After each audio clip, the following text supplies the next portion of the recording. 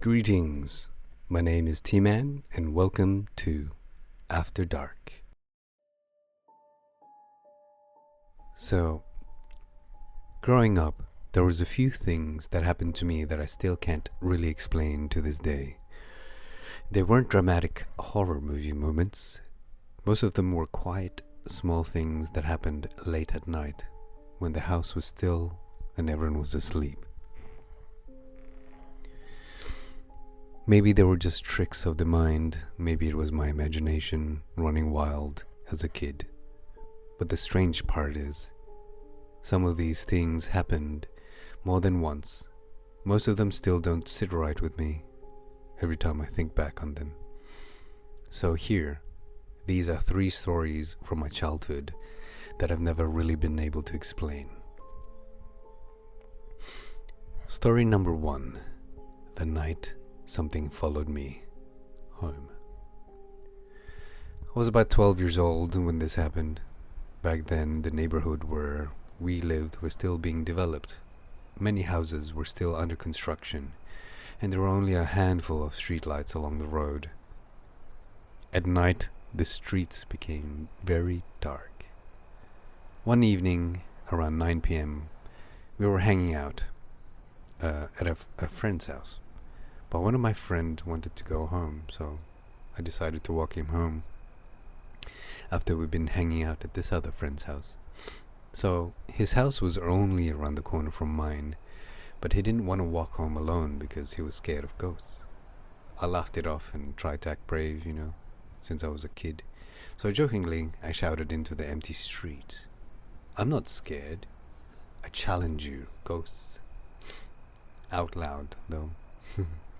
Nothing happened. Eventually, we reached the corner where paths split and we said goodnight. I started walking up the hill towards my house, because my house is on a hill. At the bottom of the hill there was a street light, but the rest of the road grew darker the further you walked. Halfway up the hill I heard something behind me. Footsteps. But they sounded strange. It sounded like they're wearing flip-flops with dragging sound each time a foot lifted from the ground. Like.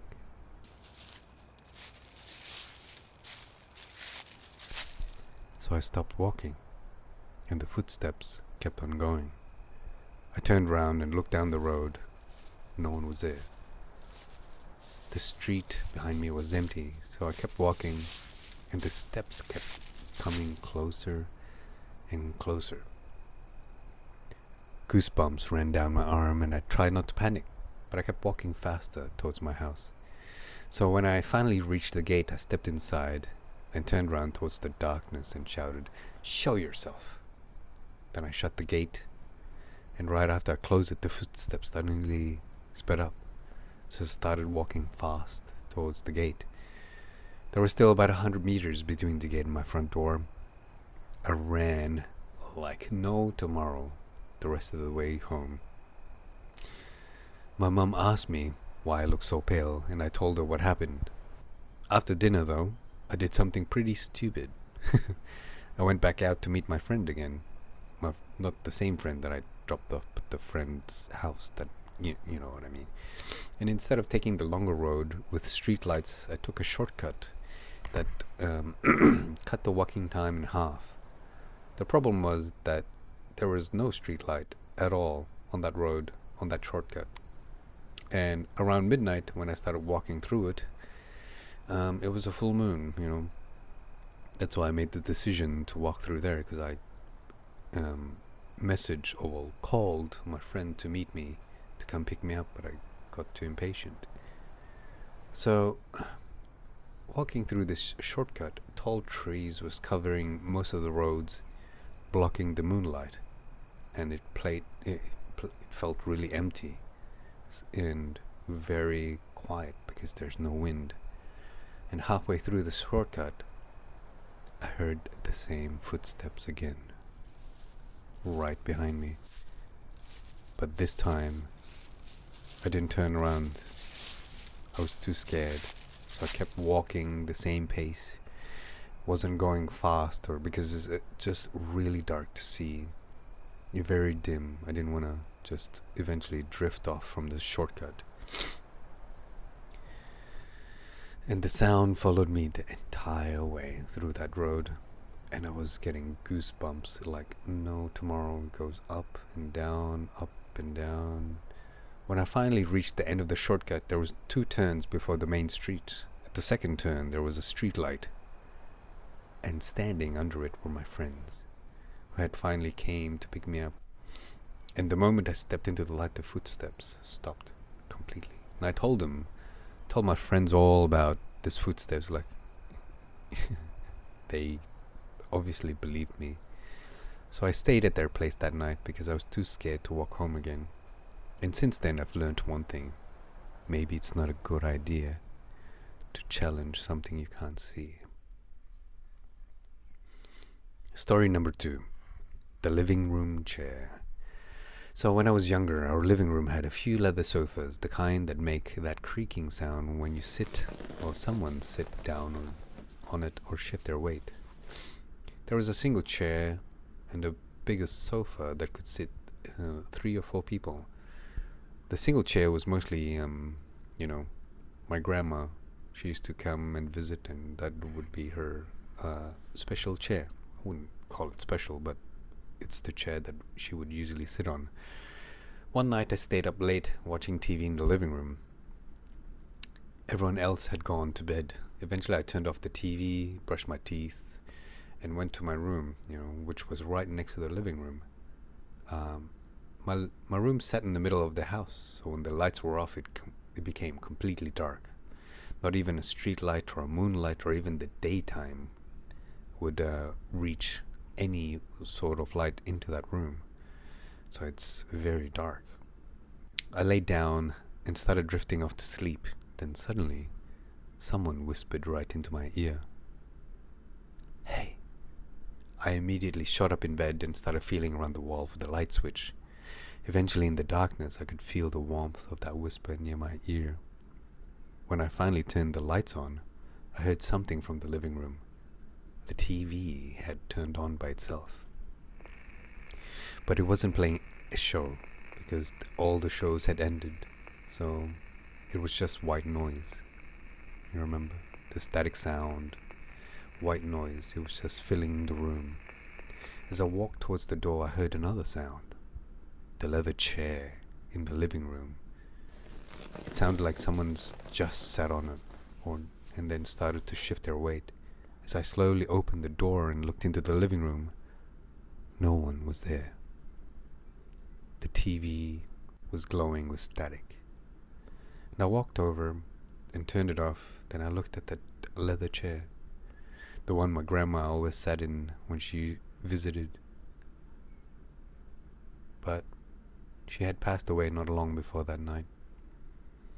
And strangely, I didn't feel scared anymore. I went back to bed thinking maybe she'd come back for a moment, just to sit in that chair one last time, and maybe to say goodbye. Story number 3. There's a thing in the living room. Same story, but different time frame. I think this was when I was around 14 or something. I can't remember. Another night, the living room was quiet again. My brother had fell asleep on a roll-out bed on the floor, and the TV was turned off so he could sleep. The only light in the room came from our aquarium. It gave off a faintish blue glowish that softly lit the room while the fish swam around inside.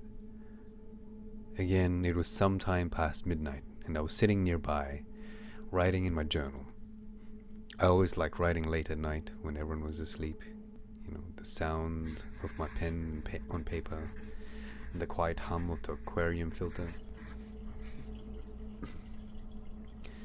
My brother was asleep right in front of me. Well, after a while, something caught my attention. From the corner of my eye, I saw a figure. A woman in a white dress sitting on top of my brother. She was kneeling on him with her palms resting on her knees, completely still. Her long hair hung down around her shoulders, glowing faintly in the aquarium light. But because it was in my peripheral vision, meaning in the corner of my eyes, I couldn't clearly see her face. And the moment I turned my head to look directly, of course, she disappeared. She was gone. But my brother was still asleep exactly as before. No one else was in the room, obviously, it was just me. And I told myself it was just my imagination because I was tired and I just wanted to journal just a little bit longer before bed. So I continued writing. A few minutes later, it happened again. From the far right side of my vision, I saw a tall shadow slowly moving across the room. It drifted around from right to left. Not walking, it was almost gliding, just hovering. It was creepy because it was just moving slowly as I was writing in my journal. At the corner of my eye, it was just moving slowly from right to left. And the strangest thing was the feeling that came with it. It felt like it was just watching me. I slowly looked up to face it directly again, just like before. It disappeared. And right after it, I heard something above in the ceiling. Footsteps. Something had ran across the roof from one end of the house to the other. So I sat there quietly for a moment, staring up in the ceiling while the aquarium light continued to ripple across the walls. It definitely scared me. But strangely, not enough for me to go outside and check what was running up there. Some things are better left alone, you see. Especially the things you only ever see from the corner of your eye. And those are the 3 things that happened during my childhood that I've never really been able to explain, you know. Maybe there were just coincidences. Maybe my mind was playing tricks because I was tired. And it was on a late at night when everything was quiet, you know. My imagination was running wild. Or maybe some things really do move around when the world is asleep. Either way, those moments stayed with me. Even now, years later, way years later, I still can remember exactly how those nights felt. The silence, the strange sound, the silent whispering in your ear, and that feeling that something might have been there, but just out of sight. And those were the 3 stories from my childhood that I still remember to this day. The kind that stays with you, even when you try to explain them away. There are actually a few more that I haven't shared yet, moment that didn't quite make sense back then, and honestly, still doesn't now. Maybe I'll tell those stories another time. But I am curious, have any of you experienced something similar? Something you couldn't explain, no matter how much you try to rationalize it? If you have your own stories, feel free to share them. I'd love to read them, and maybe even tell them here one night. Thank you for listening. My name is T-Man, and I'll see you after dark.